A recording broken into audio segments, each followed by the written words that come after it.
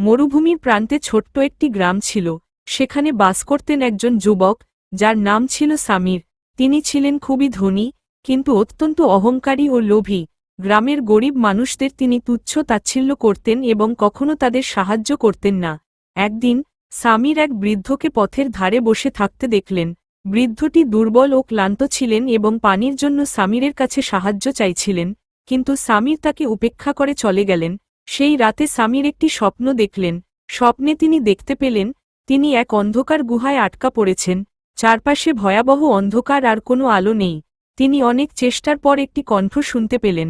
কণ্ঠটি বলল, তুমি যদি এই গুহা থেকে মুক্তি পেতে চাও, তবে তোমার হৃদয় থেকে লোভ ও অহংকার দূর করো এবং মানুষের সেবা করো। ঘুম থেকে উঠে সামিরের হৃদয় পরিবর্তন হল। তিনি বুঝতে পারলেন জীবনের আসল অর্থ সম্পদে নয়, বরং মানুষের সেবায়। পরদিন থেকেই তিনি গ্রামের গরিব মানুষদের পাশে দাঁড়ালেন, তাদের খাদ্য, পানি ও বাসস্থান দিলেন।